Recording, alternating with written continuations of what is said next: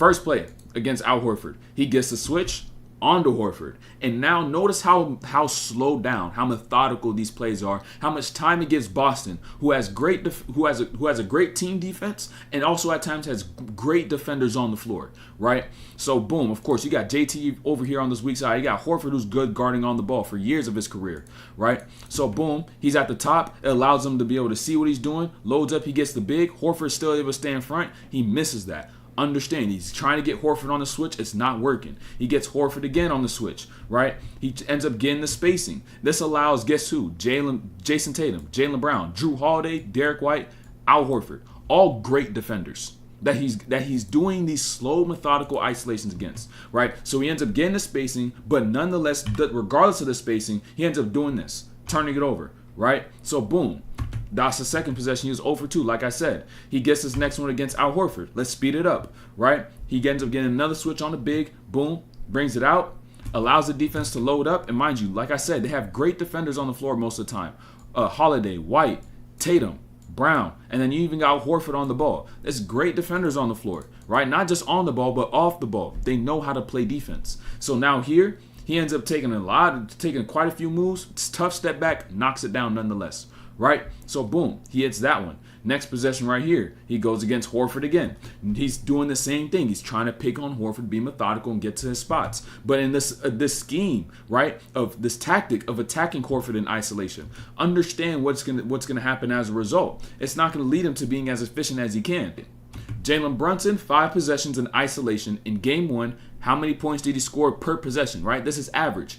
5 points, 5 possessions, 1.0. His average on the season is closer to 1.1. Over 10 possessions, that's 10 points opposed to where he was in those other games, which was 1.6. And now notice how he's changing the way he attacks in isolations in the rest of these games. This is what allowed the Knicks to actually win and close out the series. This adjustment. And this is how you got to approach the game, right?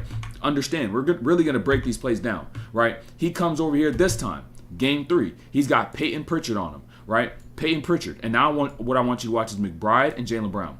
Right, McBride and Jalen Brown. So he ends up posting up. He waits for McBride, right? Waits for McBride to clear out the way. Jalen Brown gets out the way. He breaks into that middle. The second that the middle opens up, right? He's reading the help and not just trying to get one thing and allow the defense to load up. The defense is still moving, right? Jalen Brown's still worried about where McBride's going. Kristaps Porzingis, right? Both of them, right? Notice what happens, right? McBride's going to end up getting spaced. Brown's going to go out. And then Mitchell Robinson's going to move down. Kristaps is going to move down, which is going to open up this middle for Jalen Brunson to attack, right? It doesn't allow him to sit there and load up. And so now he breaks into that middle, bump, he fouls, he gets fouled, he goes to the line, right? Notice how it's not that same pulled back, methodical, slow isolation approach, right? This next possession, pay attention. This counts as an isolation, right? He fakes his handoff, and now understand the spacing of the floor and what Drew Holiday thought, right? Seeing him turn his back, you should know on the scouting report he's not going to do that, right? But early on in the game, you get a few possessions in, you may just get caught lacking, especially with this empty corner. Even if you knew what he was about to do, it's going to be tough to stop because he has all the room to turn this corner, right? And so even now, you're going to notice that Drew Holiday is able to even stay in front of this, right? But that bump right there to his hip while moving back, he's able to go right there and get a layup at the rim. Notice how he's blending these plays in with the movement of his teammates. That is the key. He's blending these ISOs in with the movement of his teammates. Now what I want you to pay attention to is Jalen Brown, right? You see Jalen Brown right in front of him? Notice this. Jalen Brown's here, and also pay attention to Jalen Brunson's head. Watch these two things on this play, right? Look, Jalen Brown right there. His head, you just seen him move over, right? You see his head move over, look to the side, because Jalen Brunson's eyes are looking at this, what's going on over here, right? And Josh Hart coming over to set this screen, right? Boom, for Anunoby could come over the top. But in doing that, and Jalen Brown looking to where Jalen Brunson is looking, it opens up something else. Because if you look at this other side of the floor, you have this going on here, and even from Drew Holiday, right? He's not ready to help. So what's going to end up happening on this possession? He's looking right, leading, watching the play, right? Deceiving. Jalen Brown turns his head. Boom. He gets caught lacking. Push across to that baseline. Drew Holiday comes and steps over. Boom. Euro steps to the other side. Lay at the rim. Deception with his eyes allowed him to open that up. Like I said, notice how he's blending these isolations in the midst of plays. Right? He's blending and camouflaging them in so that the defense cannot catch on. Right? So boom. That's the third play. Now let's go to this next one. Right here with Peyton Pritchard. Remember that first play that we watched? right? From game 3, this is now game 5, right? This is now game 5. And so what ends up now happening, game 5. What ends up happening now, boom, he gets Peyton Pritchard, comes to that right side, he gets the switch. And now, boom, notice, this is going to be slightly different. You got Jalen Brown, same thing on McBride, but now you have Al Horford guarding Josh Hart. And Horford makes a great play on this. And then, of course, you got the help side over here, right? But pay attention to Horford, right? Pay attention. I want you to really pay attention to Horford, right? Catch my drift. So he's in this post up from the wing. Horford turning to the right side, knowing he's guarding Josh Hart, who's moving down. Notice how he's not just going to follow Josh Hart over to this side, how he's going to remain in the paint, right? This is going to blow up the entire play because he goes and Horford is still here. Right? And he's not going to kick this to Josh Hart because this is who they want them to pass the ball to. And you have Drew Holiday ready to go. And you also have Jalen Brown down here ready to go. So they're not playing dummy like they did on that first possession. Remember? Right? And so, boom. He breaks that middle, he plugs it all up, and that's basically the end of this play. Because now the lanes that he has, Josh Hart tries to cut through, brings another defender, and now boom, he gets to this corner, and now by the time he's in this corner, guess how much time is on the clock? 7, right? And guess what he ends up seeing, right? He has the bomb now. Double team, shoots it over the top, settles. Only miss right there. Now another possession right here. He comes down against Jalen Brown. Notice his pace on this one. Like I said, he's camouflaging and disguising the isolations in. So he gets to his right side. Boom, he gets Derek White. He has no spacing at this point in time. McBride, again, is right next to him. You have Karl Anthony Towns, Kristaps over here, right? But the key is Jalen Brown. Notice how he's going to end up being a dummy defender in this situation, right? He turns his back. Jalen Brown turns his back. And the second that Jalen Brown turns his back and begins to look at this action where McBride is almost like setting a screen possibly for Cat, right? Really is just dummy action, just trying to get spaced. Jalen Brunson does what? Right? Let's go back so you can see the timing of this, right? He turns his back.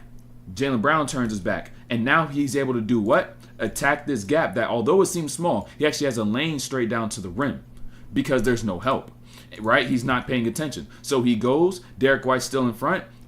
Drew Holiday doesn't help because, mind you, if Drew Holiday decides to help on this drive and is like, oh, dang, that means he's going to step up here. And Mikal Bridges is going to have a wide open 3, or he could go do that baseline cut and get a 2, whatever he wants, right?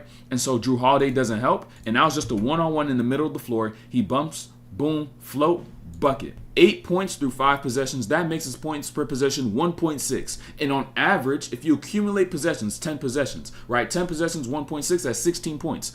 But if it's 10 possessions, he's at 1.0, that's 10 points. 6-point difference. You see how it adds up, right? Get it. Catch my drift. Catch what I'm about to say. It's important that through the course of a series, through the course of games, in the midst of a singular game, that you understand how to adjust in isolation, because it's not always better to continue to do it. You've got to adjust when you do it, how you do it, and who you do it against, and the times that you also do it in. The way that Jalen Brunson was able to get efficient and allow them to win the series was by making this adjustment and not trying to methodically and slowly pick on defenders and attack the Boston Celtics. He caught it after game 1 and stopped doing it completely. That adjustment is what allows players to actually win playoff series. And that's what allowed them to win this. Because if he tried to do the same thing over and over and over again, it would have put him in a bad spot. He got more efficient by changing his strategy of attack. So when it comes to isolation, you got to really discern. Should I continue to ISO? Or should I switch it up? Is there a better way I could attack? Should I be doing more pick and roll? Should I be doing more playing off the ball? Or should I be doing less of ISOs? Or is this going to be a game where I could ISO, get a matchup, and be able to attack from there? And so if you actually want to be able to study the game and learn how to make adjustments like this, like that, I'll coach you how to do it. I'll show you through the film. I'll bring you detailed film breakdowns and also coach you one-on-one so you can learn how to do the same exact thing for your game in your mind and for your future, for the goals that you set for yourself as a basketball player. Before these next 2, 3, 4 years are up, or these next 5 to 6 if you're young, do you actually want to invest into time? Because time goes away, but your money doesn't go away. You got to make an investment so you could actually plant a seed so you could grow and not lose time. Take advantage of the time that you have by investing into your mind. And I'm then going to invest right back into you. I'm trying to coach you. I'm trying to help you accomplish your goals, help you become the player that you want to be. But it's a matter of choosing discipline and making your future more important than your now, and understanding that you may run out of time. You may actually run out of time. It's true. It's a fact. So are you going to make that commitment and actually get better? Are you going to begin to make those investments? Discipline or regret? You choose.